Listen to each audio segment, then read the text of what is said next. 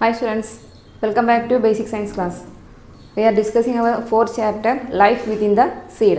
In this chapter, we are discussing about seed germination, seed disposal and also vegetative propagation, etc. നമ്മുടെ കഴിഞ്ഞ ക്ലാസ്സുകളിൽ നമ്മൾ seed ജെർമിനേഷനെ കുറിച്ച് പഠിച്ചു, അതുപോലെ വെജിറ്റേറ്റീവ് പ്രൊപ്പഗേഷൻ എന്താണെന്ന് പഠിച്ചു. ഇതെല്ലാവർക്കും ഓർമ്മയുണ്ടോ? ഞാൻ കഴിഞ്ഞ ക്ലാസ്സിൽ നിങ്ങളോട് 3 എക്സ്പെരിമെൻറ്റ് ചെയ്യാൻ വേണ്ടി പറഞ്ഞിരുന്നു. അതെല്ലാവരും നിർബന്ധമായിട്ടും ചെയ്ത് റിസൾട്ട് എന്നെ കാണിക്കേണ്ടതാണ്. സോ നമ്മൾ കഴിഞ്ഞ ക്ലാസ്സിൽ എന്താണ് നമ്മൾ പറഞ്ഞു നിർത്തിയത്?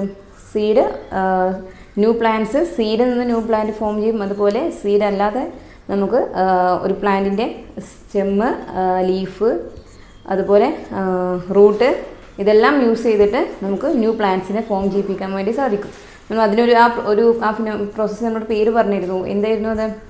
Vegetative propagation. വെജിറ്റേറ്റീവ് പ്രൊപ്പഗേഷൻ എന്ന് പറഞ്ഞു കഴിഞ്ഞാൽ സ്റ്റെമ്മിന്നും ഇത് പ്ലാന്റ്സിൻ്റെ വെജിറ്റേറ്റീവ് പാർട്സിൽ നിന്നും ന്യൂ പ്ലാന്റ് ഫോം ചെയ്യുന്ന ആ ഒരു പ്രോസസ്സിനെയാണ് വെജിറ്റേറ്റീവ് പ്രൊപ്പഗേഷൻ എന്ന് നമ്മൾ വിളിച്ചിരുന്നത്.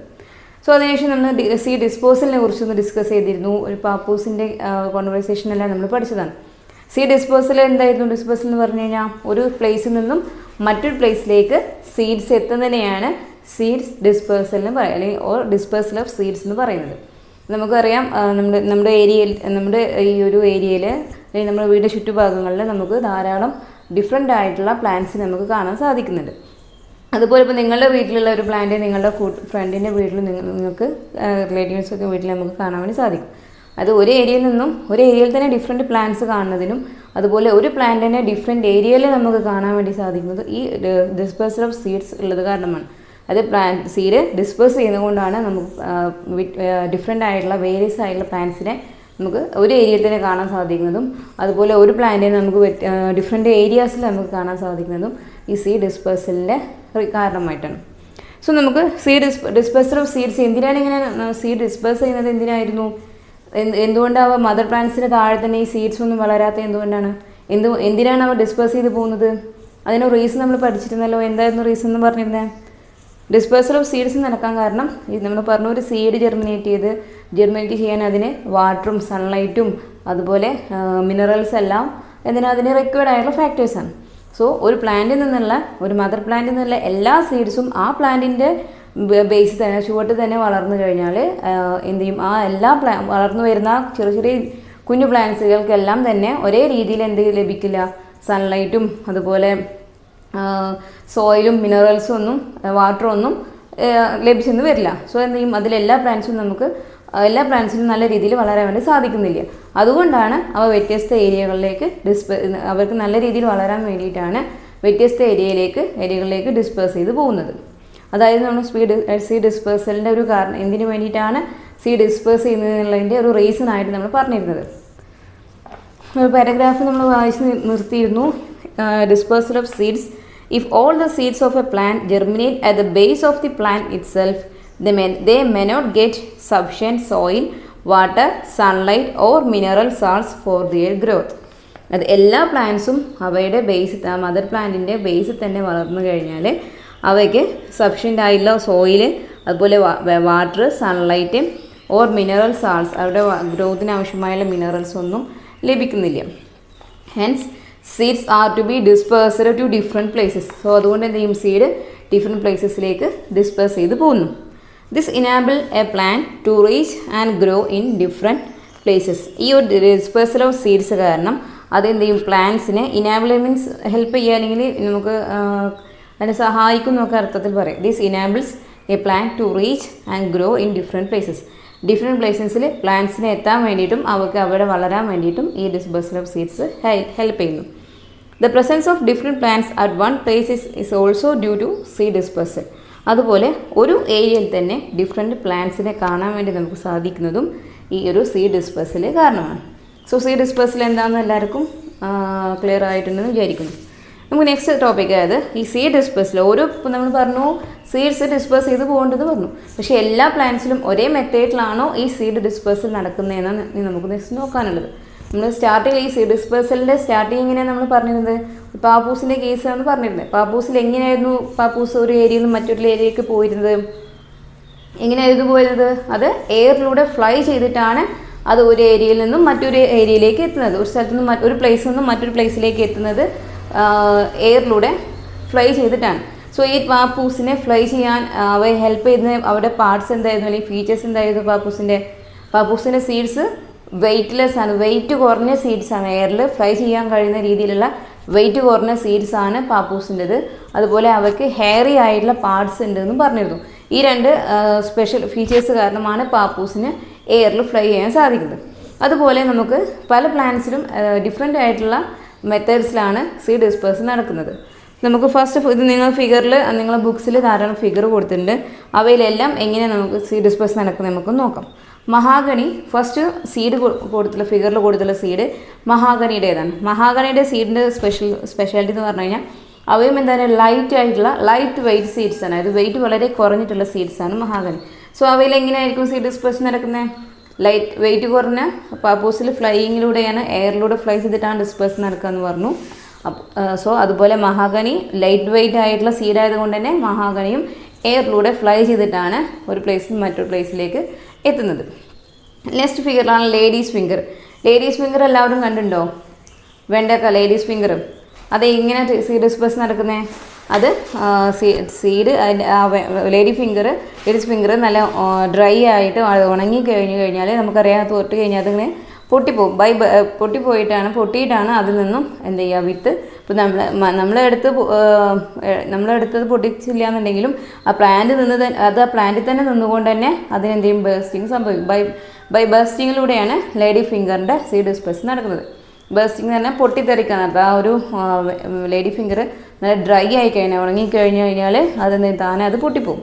സോ പൊട്ടിയിട്ടാണ് അതിൽ വിത്ത് അതിന് പല ഏരിയയിലേക്ക് അത് പൊട്ടിത്തെറിക്കാൻ വിത്ത് ചുറ്റുഭാഗത്തേക്കാണ് തെറിച്ച് വീഴുകയാണ് ചെയ്യുന്നത്.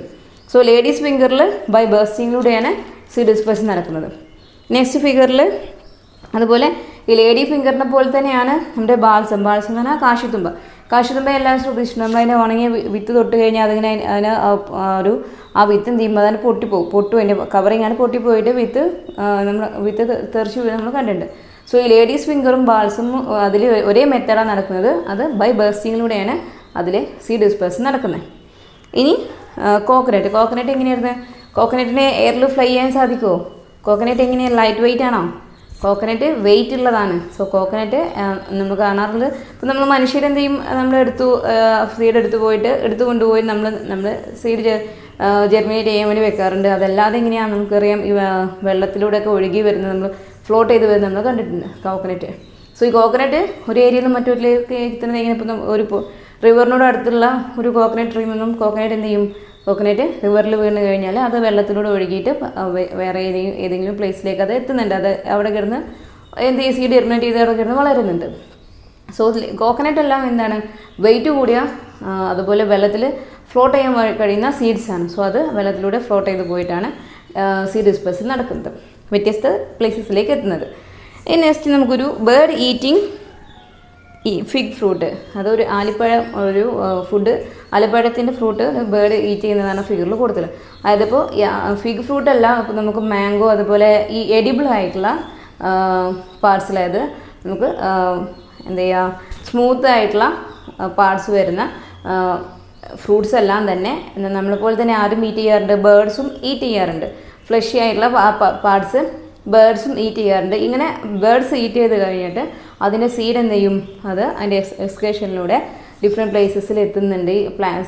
ഈ ബേർഡ്സ് വ്യത്യസ്ത ഏരിയയിൽ പോയിരിക്കുന്ന സമയത്ത്, ഇപ്പോൾ ഒരു ബേർഡ് ഒരു ഫ്രൂട്ട് ഈറ്റ് ചെയ്യുന്ന സമയത്താണ് വേറൊരു മരത്തിലോട്ട് പോയിരിക്കുന്നതെങ്കിൽ എന്ത് ചെയ്യുമ്പോൾ അതിൻ്റെ കുറഞ്ഞ ഭാഗമൊക്കെ അതിൻ്റെ വായന്ന് താഴോട്ട് വീഴും.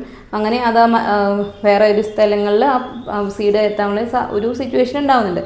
അല്ലാന്നുണ്ടെങ്കിൽ ഈ ബേർഡ് ഭക്ഷണം അതിൻ്റെ ബേർഡ് എപ്പോഴും എങ്ങനെ ഈറ്റ് ചെയ്യുക, അതിൻ്റെ ഒരു ഫ്ലെക്സിബിൾ അല്ലെങ്കിൽ അതിൻ്റെ ഒരു സോഫ്റ്റ് ആയിട്ടുള്ള ഏരിയ ഭാഗം മാത്രമാണ് ബേർഡ് എന്ത് ചെയ്യുക, ഈറ്റ് ചെയ്യുന്നത്. ഇപ്പോൾ നമ്മൾ മാങ്ങ തിന്നുന്ന സമയത്ത് മാങ്ങയുടെ ഫ്ലഷി ആയിട്ടുള്ള പാർട്സ് മാത്രമല്ലേ നമ്മളും കഴിക്കാറുള്ളൂ, അതിന് മാങ്ങയുടെ സീഡ് നമ്മൾ കഴിക്കാറില്ല. അതുപോലെ തന്നെ ആനിമൽസ് ഐ മീൻ ബേർഡ്സും ഈറ്റ് ചെയ്യുന്നത്. സോ അതിൻ്റെ സോഫ്റ്റ് ആയിട്ടുള്ള പോർഷൻസ് ഭാഗങ്ങൾ കഴിച്ച് കഴിഞ്ഞിട്ട് അതിൻ്റെ സീഡ് എന്ത് ചെയ്യും, അതവിടെ താഴോട്ട് താഴോട്ട് ഇട്ടിട്ട് അത് പറന്നു പോകുന്നുണ്ട്. സോ ഈ ഒരു രീതിയിൽ ഫ്രൂട്ട്സിന് എഡിബിളായിട്ട് പാർട്സ് വരുന്ന ഫ്രൂട്ട്സിന് ബൈ എന്ത് ചെയ്യും ബേർഡ്സും എന്ത് ചെയ്യുന്നത് അതിൻ്റെ സീഡ് ഡിസ്പേഴ്സലിന് കാരണമാവുന്നുണ്ട്. നമ്മളിവിടെ എത്ര ഡിഫറെൻറ്റ് ടൈപ്പ് സീഡ് ഡിസ്പേഴ്സൽ കൊണ്ട് പറഞ്ഞു. ബൈ ബേസ്റ്റിംഗ് പറഞ്ഞു, പിന്നെ fly through air, then floating through water, then eating animals eat ചെയ്തിട്ട് സീഡ് ഡിസ്പേഴ്സൽ നടക്കുന്നുണ്ട്. സോ ഇവിടെ ഓരോ പ്ലാന്റ്സും ഡിഫറെൻ്റ് ആയിട്ടുള്ള വേരിയസ് ആയിട്ടുള്ള മെത്തേഡിലൂടെയാണ് സീഡ് ഡിസ്പേഴ്സ് ചെയ്യുന്നത്. നമുക്കിതിൽ നിങ്ങൾക്ക് 2 ക്വസ്റ്റ്യൻ ചോദിച്ചിട്ടുണ്ട്. So dispersal of seed take place in same manner in mahogany and balsam. മഹാഗണിയിലും ബാൾസത്തിലും ഒരേ രീതിയിലാണോ സീഡ് ഡിസ്പേഴ്സൽ നടക്കുന്നതാണ് ഫസ്റ്റ് ചോദിച്ചിട്ടുള്ളത്. ഒരേ രീതിയിലാണ് നടക്കുന്നത്. ഞാനിപ്പോൾ നിങ്ങൾക്ക് എന്താണ് നമ്മളിവിടെ എന്താ ഡിസ്കസ് ചെയ്തത്? മഹാഗണി ലെസ് വെയിറ്റ് ആണ്, സോ അത് എയറിലൂടെ ഫ്ലൈ ചെയ്തിട്ടാണ് ഡിസ്പേഴ്സ് നടക്കുന്നത്. ബാൾസം ബൈ ബേഴ്സ്റ്റിങ്ങിലൂടെയാണ് അതിലെ സീഡ് ഡിസ്പേഴ്സൽ നടക്കുന്നത്. What are the peculiarities that help a coconut to flow through water? ഒരു കോക്കനട്ടിനെ അതിനെ വെള്ളത്തിലൂടെ ഫ്ലോ ചെയ്യാൻ അതിനെ സഹായിക്കുന്നത് എന്താണെന്ന് ചോദിച്ചിട്ടുള്ളത്. വെള്ളത്തിൻ്റെ കോക്കനട്ടിൻ്റെ ഹസ്ക് എന്ത് ചെയ്യും വെള്ളത്തിൽ ഫ്ലോട്ട് ചെയ്ത് നിൽക്കുന്നതാണ്, താഴ്ന്നു സിങ്ക് ചെയ്ത് പോകുന്നില്ല. സോ ഇതെന്ത് ചെയ്യും വെള്ളത്തിലൂടെ ഫ്ലോട്ട് ചെയ്യാൻ വേണ്ടിയിട്ട് അതിന് ഈ കോക്കനട്ടിനെ ഹെൽപ്പ് ചെയ്യുന്നുണ്ട്. സോ നമുക്ക് ഈ ഒരു ഭാഗത്തിൻ്റെ പോർഷൻസ് നമുക്ക് ലാസ്റ്റ് നിങ്ങൾ പേജ് നമ്പർ 55 ഒരു ബോക്സ് ആയിട്ട് ചോദിച്ചിട്ടുണ്ട്. അത് നമുക്ക് അവിടെ ആ പോർഷൻ എത്ര സമയത്ത് നമുക്ക് ഫില്ല് ചെയ്യാം. ഇനി നമുക്ക് നോക്കാനുള്ളത് അഡാപ്റ്റേഷൻ ഫോർ സീഡ് ഡിസ്പേഴ്സൽ. വിത്ത് സീഡ് ഡിസ്പേഴ്സലിനുള്ള അഡാപ്റ്റേഷൻ എന്ന് പറഞ്ഞാൽ അനുകൂലനങ്ങൾ എന്നുള്ളൊരു അതിന് ഫേവറബിളായിട്ടുള്ള എന്താക്കിയാൽ ഫേവറബിളായി വരുന്നതെന്നാണ് അഡാപ്റ്റേഷൻസ് കൊണ്ട് ഉദ്ദേശിക്കുന്നത്. ഇവിടെ നമ്മളിപ്പോൾ പറഞ്ഞു ബേർഡ്സ് എന്ത് ചെയ്യുന്നുണ്ട്, ഈ ഫ്രൂട്ട്സ് എല്ലാം എന്ത് ചെയ്യുന്നുണ്ട്, ഫ്രൂട്ട്സ് ഈറ്റ് ചെയ്യാൻ വേണ്ടിയിട്ട് ഫ്രൂട്ട്സ് ഇപ്പോൾ നമുക്കറിയാം. ഇപ്പോൾ നമ്മുടെ വീടുകളിൽ എന്തെങ്കിലും ഇപ്പോൾ മാങ്ങ തന്നെ അതെന്ത് ചെയ്യും ബേർഡ്സ് വന്നിട്ട് അത് കൊത്തിയെടുത്തുകൊണ്ട് പറന്നു പോകാറുണ്ട്. അങ്ങനെ അവയെല്ലാം ഏത് ഭാഗമാണ് മാങ്ങയുടെ ഏത് ഭാഗമാണ് ഈറ്റ് ചെയ്യുക? അതിൻ്റെ ഫ്ലഷി ആയിട്ടുള്ള അത് എഡിബിൾ ആയിട്ടുള്ള ഫ്ലഷി ആയിട്ടുള്ള പാർട്ട് മാത്രമാണ് ഈ ബേർഡ്സ് എല്ലാം എന്ത് ചെയ്യുന്നത് ഈറ്റ് ചെയ്യുന്നത്. സോ ഇങ്ങനെ എന്തുണ്ട് ഈ ഇത്തരത്തിൽ ഫ്ലഷി ആയിട്ടുള്ള ഭാഗങ്ങൾ ഉള്ള ഫ്രൂട്ട്സിനെല്ലാം എന്ത് ചെയ്യുന്നത് ബേർഡ്സ് എന്ത് ചെയ്യുന്നുണ്ട് അട്രാക്ട് ചെയ്യുന്നുണ്ട്. എല്ലാ ഫ്ലഷി പാർട്സുള്ള എല്ലാ ഫ്രൂട്ട്സിനെയും എന്ത് ചെയ്യും ബേർഡ്സ് എന്ത് ചെയ്യുന്നു ഈറ്റ് ചെയ്യുന്നുണ്ട്. സോ അവിടെ സീഡിനെ ഈറ്റ് ചെയ്യുന്നില്ല, സീഡല്ലാത്ത ഫ്ലഷി ആയിട്ടുള്ള പാർട്സ് ഈറ്റ് ചെയ്തിട്ട് അവ എന്ത് ചെയ്യുന്നുണ്ട് വേറെ ഡിഫറെൻറ്റ് പ്ലേസസിലേക്ക് ആ സീഡ്സ് എത്തിക്കുന്നുണ്ട്. ബേർഡ്സിലൂടെ ആ സീഡ്സ് ഡിഫറെൻറ്റ് ഏരിയാസിലേക്ക് എത്തപ്പെടുന്നുണ്ട്. ഇനി നമുക്ക് അതുപോലെ നമ്മളെന്താ ചെയ്യാറുണ്ട്? ഇപ്പോൾ നമ്മൾ മാങ്ങ കഴിച്ചു കഴിഞ്ഞാൽ നമ്മൾ എങ്ങോട്ടെങ്കിലും അതിൻ്റെ സീഡ് വലിച്ചെറിയാറില്ലേ? അപ്പോൾ അതുപോലെ നമുക്ക് അതിലൂടെയും എന്ത് ചെയ്യുന്നുണ്ട് ഇപ്പോൾ ആ സീഡ്സ് വ്യത്യസ്ത ഏരിയയിലേക്ക് എത്തും. ഇപ്പോൾ നമുക്ക് മാങ്ങ അല്ല ഏതൊരു ഫ്ലഷി പാർട്സാണ്. ഇപ്പോൾ നമ്മൾ എവിടുന്നെങ്കിലും പുറത്തുനിന്നൊക്കെ എന്തെങ്കിലും ഫ്രൂട്ട്സ് കഴിക്കുകയാണെങ്കിൽ ആ ഫ്രൂട്ട്സ് കഴിച്ച് കഴിഞ്ഞിട്ട് നമ്മൾ എന്ത് ചെയ്യും അതിൻ്റെ സീഡ്സ് നമ്മൾ വലിച്ചെറിയാറുണ്ട്. സോ ആ ഒരു രീതിയിലും എന്ത് ചെയ്യുന്നുണ്ട് സീഡ്സ് ഡിഫറെൻറ്റ് പ്ലേസസിലേക്ക് നമ്മളിലൂടെയും സീഡ് എന്ത് ചെയ്യുന്നുണ്ട് ഡിഫറെൻറ്റ് പ്ലേസസിലേക്ക് എത്തുന്നുണ്ട്. നമുക്കറിയാം ഇനി നമുക്ക് നോക്കാം. നമ്മൾ എന്തെങ്കിലും ഇപ്പോൾ നമ്മുടെ വീടിൻ്റെ ചുറ്റുഭാഗത്തുള്ള പാടത്ത് അല്ലെങ്കിൽ പറമ്പിലൂടെയൊക്കെ നമ്മൾ നടക്കുന്ന സമയത്ത് ചിലപ്പോൾ നമ്മൾ ഡ്രസ്സിലൊക്കെ എന്ത് ചെയ്യുന്നുണ്ട് ചില ഈ പുല്ലുകളൊക്കെ ഒട്ടിപ്പിടിക്കുന്നത് കാണാറില്ലേ? ഇങ്ങനെ ഒട്ടിപ്പിടിച്ചിട്ട് അതും എന്താണ് ഒരു തരത്തിലുള്ള സീഡ് ഡിസ്പേഴ്സലാണ് നടക്കുന്നത്. അവയ്ക്ക് എന്ത് ചെയ്യും ഒരു പശ പോലെ നമ്മുടെ ഡ്രസ്സിലെല്ലാം അങ്ങനെ സ്റ്റിക്ക് ചെയ്ത് നിൽക്കാൻ ഒരു എബിലിറ്റിൻ്റെ ഒരു പശ ഗമ്മ് പോലെ അവിടെ ആ ഒരു പ്ലാന്റ്സിൻ്റെ പ്രത്യേകതയാണ്. നമ്മൾ ഡ്രസ്സിലെല്ലാം സ്റ്റിക്ക് ചെയ്ത് നിൽക്കാനുള്ള ഒരു കഴിവുണ്ട്. ആ ഒരു രീതിയിലും നമുക്ക് അത് എന്ത് ചെയ്യും സീഡ് ഡിസ്പേഴ്സ് ചെയ്യുന്നുണ്ട്. പിന്നെ അതുപോലെ മൃഗങ്ങളുടെ ആനിമൽസിൻ്റെയൊക്കെ പുറത്തും എന്ത് ചെയ്യുന്നുണ്ട് നമ്മുടെയും ഡ്രസ്സിലും അതുപോലെ ആനിമൽസിൻ്റെ എല്ലാം ഹെയറിലൊക്കെ സ്റ്റിക്ക് ചെയ്ത് നിൽക്കുന്ന ചില ഗ്രാസിൻ്റെ എല്ലാം സീഡ്സ് നമ്മുടെ ചുറ്റുഭാഗത്തൊക്കെ നമ്മൾ ധാരാളം കണ്ടിട്ടുള്ളതാണ്. ഇതെല്ലാം ഓരോ പ്ലാന്റ്സിൻ്റെയും സീഡ് ഡിസ്പേഴ്സലിൻ്റെ ഒരു വഴികളാണ്, മെത്തേഡ്സാണ്. അവ അഡോപ്റ്റ് ചെയ്യുന്ന ഓരോ മെത്തേഡ്സാണ് നമ്മളിവിടെ പറയുന്നത്. ഇനി നമുക്ക് നോക്കാനുള്ളത് പിന്നെ ഇവിടെ ഈ ഒരു പോർഷൻസിൽ നമ്മൾ പറയുന്നത് അഡാപ്റ്റേഷൻസ് എന്ന് പറഞ്ഞു കഴിഞ്ഞാൽ ഇപ്പോൾ നമ്മൾ പറഞ്ഞു ഓരോ സീഡ് ഡിസ്പേഴ്സ് ചെയ്യാനും അവയ്ക്ക് എന്തെല്ലാം ഫാക്ടേഴ്സാണ് ആ ഒരു മെത്തേഡ് ആക്സെപ്റ്റ് ചെയ്യാൻ അവയെ ഹെൽപ്പ് ചെയ്യുന്നത് എന്നുള്ളതാണ് നമുക്ക് ഈ ഒരു പോർഷൻസ് നമ്മൾ പഠിക്കുന്നത്. അഡാപ്റ്റേഷൻ ഫോർ സീഡ് ഡിസ്പേഴ്സിൽ നമ്മൾ പഠിക്കുന്നത്. അപ്പോൾ നമ്മൾ പറഞ്ഞു മഹാഗണി എന്ന് പറയുന്നത് എയറിലൂടെ ഫ്ലൈ ചെയ്തിട്ടാണ് സീഡ് ഡിസ്പേഴ്സ് ചെയ്യാന്ന് പറഞ്ഞു. അങ്ങനെ എയറിലൂടെ ഫ്ലൈ ചെയ്യാൻ എന്താണ് അവയെ ഹെൽപ്പ് ചെയ്യുന്നത്, എന്ത് അഡാപ്റ്റേഷൻസ് ആണ് അവയ്ക്ക് അതിനു വേണ്ടി അവയെ ഹെൽപ്പ് ചെയ്യുന്നതാണ് നമ്മളിവിടെ ഈ ഒരു പോർഷൻസ് അഡാപ്റ്റേഷൻസ് ഫോർ സീഡ് ഡിസ്പേഴ്സലിൽ പഠിക്കുന്നത്. അത് മഹാഗണി ലെസ് വൈറ്റ് ആയതുകൊണ്ടാണ് അവയ്ക്ക് എയറിൽ ഫ്ലൈ ചെയ്യാൻ സാധിച്ചത്. പാപ്പൂസും ലെസ് വൈറ്റ് ആയതുകൊണ്ട് എയറിൽ ഫ്ലൈ ചെയ്യാൻ സാധിക്കുന്നുണ്ട്. പിന്നെ കോക്കനറ്റ് ബൈ ഫ്ലോട്ടിങ് ത്രൂ വാട്ടറിലൂടെ ഫ്ലോട്ട് ചെയ്ത് പോയിട്ടാണ് എന്ത് ചെയ്യുന്നത്, ഡിഫറെൻറ്റ് പ്ലേസസിലേക്ക് അത് എത്തുന്നത്. അവയ്ക്കൊക്കെ എന്ത് അഡാപ്റ്റേഷൻസ് ആണ് അതിനു വേണ്ടി അവരെ ഹെൽപ്പ് ചെയ്യുന്നതാണ് നമുക്ക് ഈ ഒരു പോർഷൻസിൽ പഠിക്കാനുള്ളത്. അത് ഞാനൊരു ബോക്സ് ആയിട്ട് ഞങ്ങൾക്ക് ബോർഡിൽ എഴുതാം, നിങ്ങൾ അത് ശ്രദ്ധിക്കാം. തന്നെ ഇവിടെ different mode of seed dispersal എഴുതിയിട്ടുണ്ട്. അവ ഏതൊക്കെ പ്ലാന്റ്സ് ആണ് ആ ഒരു രീതിയിൽ മോഡിൽ സീഡ് ഡിസ്പേഴ്സ് ചെയ്യുന്നതാണ് ഈ ബോക്സിൽ. പിന്നെ ആ ഒരു രീതിയിൽ സീഡ് ഡിസ്പേഴ്സ് ചെയ്യാൻ ആ പ്ലാന്റ്സിനെ ഹെൽപ്പ് ചെയ്യുന്ന ഫാക്ടേഴ്സ് എന്തൊക്കെയാണെന്ന് അഡാപ്റ്റേഷൻസ് ഉള്ള ഈ ഒരു സെക്ഷനിൽ എഴുതിയിട്ടുള്ളത്. നമുക്ക് നോക്കാം. ആദ്യം ഫസ്റ്റ് വൺ ആണ് മോഡ് ഓഫ് സീഡ് ഡിസ്പേഴ്സലിൽ. ഫസ്റ്റ് മോഡാണ് ത്രൂ വിൻഡ്. അത് നമ്മൾ എയറിൽ ഫ്ലൈ ചെയ്യുന്നത് തന്നെയാണ് ഈ ത്രൂ വിൻഡ്. അത് കാറ്റിലൂടെ ത്രൂ വിൻഡ് കൊണ്ട് ഉദ്ദേശിക്കുന്നത്. സോ അതിലൂടെ ഈ ത്രൂ വിൻഡിലൂടെ സീഡ് ഡിസ്പേഴ്സ് ചെയ്യുന്ന പ്ലാന്റ്സ് ഏതൊക്കെയാണ്? അതിന് എക്സാമ്പിളാണ് പാപ്പൂസും അതുപോലെ മഹാഗണിയും വരുന്നത്. അതിന് ആ ഒരു എയറിലൂടെ വിൻഡിലൂടെ സീഡ് ഡിസ്പേഴ്സ് ചെയ്യാൻ അവയെ സഹായിക്കുന്ന ഫീച്ചേഴ്സ് ഏതൊക്കെയാണ്? അവിടെ സീഡ് വെയിറ്റ് കുറഞ്ഞതാണ്. അതുപോലെ അവയ്ക്ക് ഹെയറി ആയിട്ടുള്ള പാർട്സ് വരുന്നുണ്ട് അവിടെ സീഡിന്.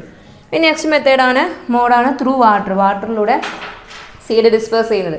അതിന് എക്സാമ്പിളാണ് കോക്കനട്ട് എന്ന് പറയുന്നത്. കോക്കനട്ട് അല്ലാതെ നമുക്കറിയാം നമ്മുടെ അടക്കയില അരിക്കാനായിട്ട് ഇതും അതിനൊരു ത്രൂ വാട്ടറിലൂടെ സീഡ് ഡിസ്പേഴ്സ് ചെയ്യുന്ന ഒരു പ്ലാന്റാണ്.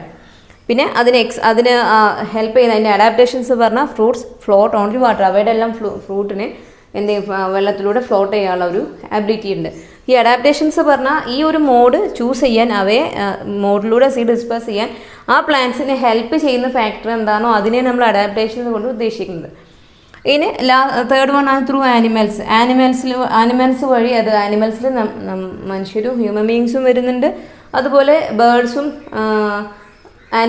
മറ്റു ആനിമൽസും ലിവിങ് തിങ്സും വരുന്നുണ്ട്. സോ ത്രൂ ആനിമൽസിൽ അതിന് എക്സാമ്പിൾ ഇപ്പോൾ ഞാനൊരു 2 എക്സാമ്പിൾ എഴുതിയിട്ടുള്ളൂ. ധാരാളം എക്സാമ്പിൾസ് ഉണ്ട്. അത് ഫ്ലഷി പാർട്സ് വരുന്ന എല്ലാ ഫ്രൂട്ട്സും ഈ ത്രൂ ആനിമൽസിലൂടെ സീഡ് ഡിസ്പേഴ്സ് ചെയ്യുന്നതാണ്. സോ അത് ധാരാളം എക്സാമ്പിൾ ഉണ്ട്. 2 എക്സാമ്പിൾ എഴുതിയിട്ടുള്ളൂ. സോ അതിന് ഈ ഒരു മോഡ് തിരഞ്ഞെടുക്കാൻ ഇവയെ സഹായിക്കുന്നത് അവയ്ക്ക് എഡിബിൾ ആയിട്ടുള്ള പാർട്സ് ഉണ്ട്. അത് നമുക്ക് ഫ്ലഷി ആയിട്ടുള്ള അവയുടെ സോഫ്റ്റ് ആയിട്ടുള്ള ആ ഒരു ഭാഗം വരും. അപ്പോൾ ഫ്രൂട്ട്സിന് എഡിബിൾ ആയിട്ടുള്ള പാർട്സ് ഉള്ളത് കൊണ്ടാണ് അവ ഈ ഒരു മോഡ് ചൂസ് ചെയ്യാൻ കാരണം. ദെൻ ലാസ്റ്റ് വൺ ആണ് ബൈ ബേഴ്സ്റ്റിംഗ്. അതിന് എക്സാമ്പിൾ ബാൾസം, അതുപോലെ ലേഡീസ് ഫിംഗറും ബാൾസത്തിലുമാണ് ബൈ ബേഴ്സ്റ്റിങ്ങിലൂടെ സീഡ് ഡിസ്പേഴ്സ് ചെയ്യുന്നത്. അതിനെ അവയെ സഹായിക്കുന്നത് ഒരു മോഡ് അഡോപ്റ്റ് ചെയ്യാൻ കാരണം the fruit wall dries up, the fruit split and open the seeds and through far apart. അതായത് അവയുടെ ആ ഒരു ഫ്രൂട്ട്, അതിപ്പോൾ ലേഡി ഫിംഗർ ഉണങ്ങിക്കഴിഞ്ഞാൽ അതിൻ്റെ ഫ്രൂട്ട് ഉണങ്ങിക്കഴിഞ്ഞാൽ, അത് വെണ്ടക്ക ഉണങ്ങിക്കഴിഞ്ഞാൽ അതെന്ത് ചെയ്യും, നന്നായി ഡ്രൈ ആയി കഴിഞ്ഞാൽ അത് പൊട്ടും. ആ ഒരു അതിൻ്റെ കവറിങ് വെണ്ടക്ക പൊട്ടിയിട്ട് അതിൻ്റെ ഉള്ളിലുള്ള സീഡ് എന്ത് ചെയ്യും, ദൂരേക്ക് തെറിച്ച് വീഴുന്നത്. അതുപോലത്തെ സെയിം തന്നെയാണ് ബാൾസത്തിലും വരുന്നത്. സോ നമ്മളിവിടെ ഡിഫറെൻറ്റ് പ്ലാന്റ്സും അവ ഏതെല്ലാം രീതിയിലാണ് ഡിസ്പേഴ്സ് ചെയ്യുന്നതുള്ളതും അവയെ ആ ഒരു മോഡ് തിരഞ്ഞെടുക്കാൻ അവയെ ഹെൽപ്പ് ചെയ്യുന്ന, അല്ലെങ്കിൽ എന്തൊക്കെ അഡാപ്റ്റേഷൻസ് ആണ് ആ ഒരു മോഡ് തിരഞ്ഞെടുക്കാൻ പ്ലാന്റ്സിനെ ഹെൽപ്പ് ചെയ്യുന്നതാണ് നമ്മളിവിടെ ഈ ബോക്സിൽ പറഞ്ഞിട്ടുള്ളത്. ഇത് ഇമ്പോർട്ടൻ്റ് ആയിട്ടുള്ളൊരു പോർഷനാണ്, അത് മനസ്സിലാക്കി വെക്കുക. ഇനി നമുക്ക് ഈ ചാപ്റ്ററിൻ്റെ ലാസ്റ്റ് പോർഷനാണ് നമുക്കിനി ഡിസ്കസ് ചെയ്യാനുള്ളത്. ആ പോർഷനിൻ്റെ ഹെഡിങ് തന്നെ എന്താണ്? Guest from across the sea. കടൽ കടന്നു വന്ന അതിഥികൾ എന്നാണ് ആ ഒരു ടൈറ്റിൽ ഹെഡിങ് എന്ന് പറയുന്നത്. അതായത് മറ്റു ഏരിയകളിൽ അല്ലെങ്കിൽ മറ്റു രാജ്യങ്ങളിൽ നിന്നും നമ്മുടെ നാട്ടിലേക്ക് എത്തിയിട്ടുള്ള വ്യത്യസ്ത തരം പ്ലാന്റ്സിനെ കുറിച്ചാണ് നമുക്ക് ഈ ഒരു പോർഷനിൽ നമ്മൾ പഠിക്കുന്നത്. അത് ഒരു ബോക്സ് തന്നെ കൊടുത്തിട്ടുണ്ട്. അത് നമുക്ക് ഫെമിലിയർ ആയിട്ടുള്ള പല പ്ലാന്റ്സും നമ്മുടെ നാട്ടിലുള്ളതല്ല, അത് പുറമേ നിന്നും നമ്മുടെ നാട്ടിലേക്ക് എത്തിയിട്ടുള്ളതാണ്. പുറം രാജ്യങ്ങളിൽ നിന്നും നമ്മുടെ നാട്ടിലേക്ക് എത്തിയിട്ടുള്ളതാണ് ആ പ്ലാന്റ്സ് എല്ലാം. അതിന് ഇപ്പോൾ നമ്മൾ പറഞ്ഞു, ഇങ്ങനെ പുറം രാജ്യങ്ങളിൽ നിന്ന് ഇങ്ങോട്ട് എത്തണമെങ്കിൽ അവിടെ ആരായിരിക്കും കാരണം? നമ്മൾ മനുഷ്യർ തന്നെയാണ് കാരണം. മനുഷ്യരാണ്. അത് man also has a role in the dispersal of seeds. Seed ഡിസ്പേഴ്സലിൻ്റെ കാര്യത്തിൽ മനുഷ്യർക്കും ഒരു റോളുണ്ട്. Since ancient times we have been carrying seeds with us to and fro during our travel to other countries and distant places. നമ്മുടെ മുന്നേ കാലത്ത് നമ്മൾ ഒരു രാജ്യം മറ്റൊരു രാജ്യങ്ങളിലേക്ക് പോകുന്ന സമയത്ത്, അല്ലെങ്കിൽ ഒരു ഏരിയയിൽ നിന്ന് മറ്റൊരു ഏരിയയിലേക്ക് പോകുന്ന സമയത്ത് നമ്മൾ ഈ സീഡ് എന്ത് ചെയ്യും, നമ്മൾ അത് അവിടെ ഇപ്പോൾ എന്തെങ്കിലും നമുക്ക് നമ്മുടെ നാട്ടിലില്ലാത്ത എന്തെങ്കിലും സ്പെഷ്യലായിട്ടുള്ള ഫ്രൂട്ടുകൾ ഉണ്ടെങ്കിൽ നമ്മുടെ നാട്ടിലേക്ക് നമ്മൾ കൊണ്ടുവരാറില്ലേ, അത് തന്നെയാണ് ഇവിടെ പറയുന്നത്. അപ്പോൾ നിങ്ങൾ ഫോറിൻ കൺട്രീസിലെല്ലാം പോകുന്ന സമയത്ത് എന്ത് ചെയ്യും, അവിടെ നമ്മുടെ നാട്ടിൽ അവൈലബിൾ കിട്ടാത്ത നല്ല സ്വീറ്റായിട്ട് നമ്മൾ ടേസ്റ്റി ആയിട്ടുള്ള ഫുഡ് എന്നീ പ്ലാന്റ്സ് ഫ്രൂട്ട്സ് എല്ലാം ഉണ്ടെങ്കിൽ നമ്മളത് അവിടെ നിന്ന് എന്ത് ചെയ്യും, നമ്മുടെ നാട്ടിലേക്ക് കൊണ്ടുവരുന്നുണ്ട്. പക്ഷേ എല്ലാ പ്ലാന്റ്സും നമ്മുടെ നാട്ടിൽ വളരണമെന്നില്ല, അതൊരു ക്ലൈമറ്റിനനുസരിച്ച് അതിൽ ചേഞ്ച് വരും. പക്ഷേ ചിലതെല്ലാം നമ്മുടെ നാട്ടിൽ വളരുന്നുമുണ്ട്. സോ ആ ഒരു സീഡ് ഡിസ്പേഴ്സലാണ് ഈ ഒരു ഭാഗത്ത് പറയുന്നത്. മനുഷ്യർ വഴി ഇങ്ങനെയാണ് സീഡ് ഡിസ്പേഴ്സൽ നടക്കുന്നതിനെ കുറിച്ചാണ് ഇവിടെ പറഞ്ഞിട്ടുള്ളത്. അതുപോലെ ഏതൊക്കെ സീഡ്സ് ആണ് അല്ലെങ്കിൽ ഏതൊക്കെ പ്ലാന്റ്സ് ആണ് ഈ ഒരു വഴി അങ്ങനെ നമ്മുടെ നാട്ടിലേക്ക് എത്തിയിട്ടുള്ളതാണ് നമ്മൾ ഈ ചെറിയ പോർഷൻ നമ്മൾ പഠിക്കുന്നത്. ഇപ്പോൾ നമുക്ക് ഏതൊക്കെ നമുക്ക് ബോക്സ് തന്നിട്ടുണ്ട്, അതൊന്ന് റീഡ് ചെയ്യാം.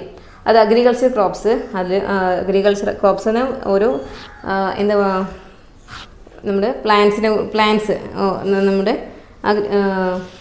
നാട്ടിലേക്ക് എത്തിയിട്ടുള്ള ക്രോപ്സ് ആണ്, വിളകളാണ് പറഞ്ഞിട്ടുള്ളത്, കാർഷിക വിളകൾ, അഗ്രികൾച്ചർ ക്രോപ്സ്.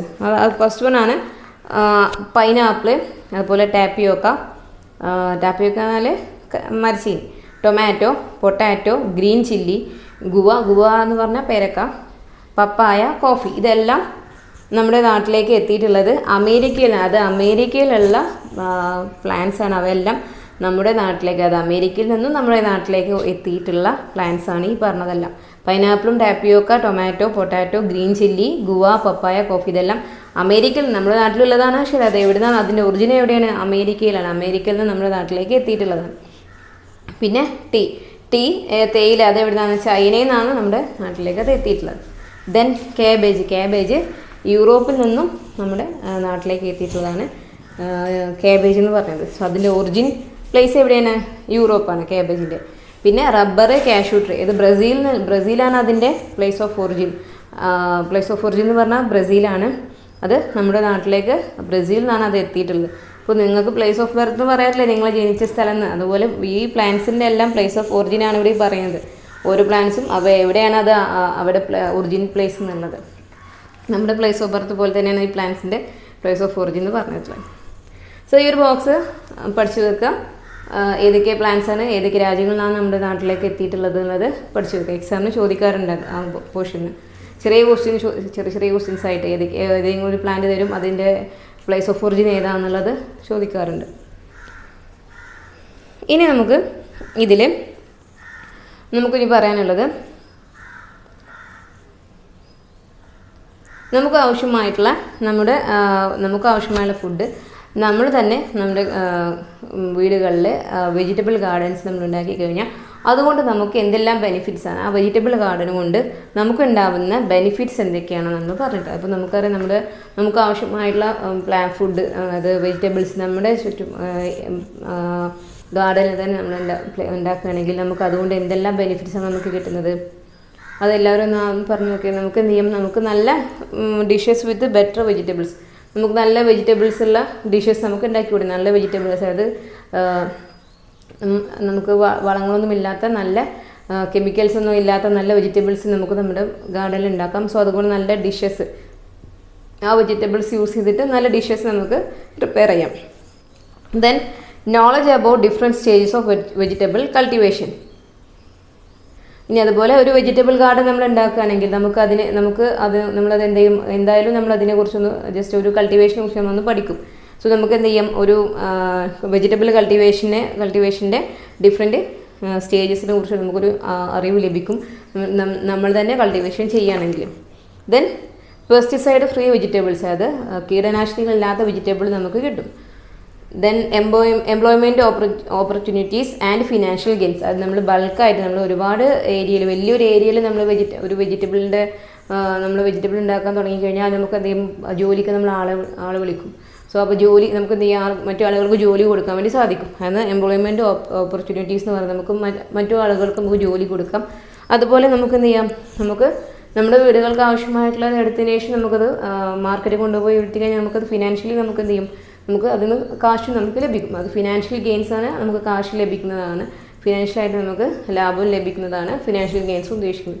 അപ്പോൾ നമ്മുടെ വീടുകളിൽ തന്നെ നമുക്കൊരു വീടുകളിൽ അല്ലെങ്കിൽ നമ്മൾ തന്നെ നമുക്ക് ആവശ്യമായിട്ടുള്ള ഫുഡ് പ്രിപ്പയർ ചെയ്ത് കഴിഞ്ഞാൽ, ഫുഡല്ല വെജിറ്റബിൾ കൾട്ടിവേറ്റ് ചെയ്ത് കഴിഞ്ഞാൽ നമുക്ക് പെസ്റ്റിസൈഡ് ഫ്രീ വെജിറ്റബിൾസ് കിട്ടും. അതുപോലെ നല്ല ഡിഷസ് വെജിറ്റബിൾ നല്ല ബെറ്റർ വെജിറ്റബിൾസ് കൊണ്ടുള്ള ഡിഷസ് നമുക്ക് ലഭിക്കും. പിന്നെ കൾട്ടിവേഷൻ്റെ ഡിഫറെൻറ്റ് സ്റ്റേജസിനെ കുറിച്ചുള്ള ഇൻഫർമേഷൻസ് അറിവ് നമുക്ക് ലഭിക്കും, നോളജ്.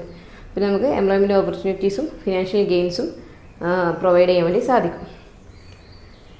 ഇനി നിങ്ങളൊരു നമ്മൾ വെജിറ്റബിൾ ഗാർഡൻ ഉണ്ടാക്കി കഴിഞ്ഞാൽ നല്ല ബെനിഫിറ്റ്സാണ് പറഞ്ഞത്. ഇനി ഒരു വെജിറ്റബിൾ ഗാർഡൻ ഉണ്ടാക്കുന്ന സമയത്ത് നമ്മൾ കെയർ ചെയ്യേണ്ട, നമ്മൾ ശ്രദ്ധിക്കേണ്ട കാര്യങ്ങൾ ഏതൊക്കെയാണെന്ന് പറഞ്ഞിട്ടുള്ളത്, അതിൽ കൊടുത്തുള്ളത്.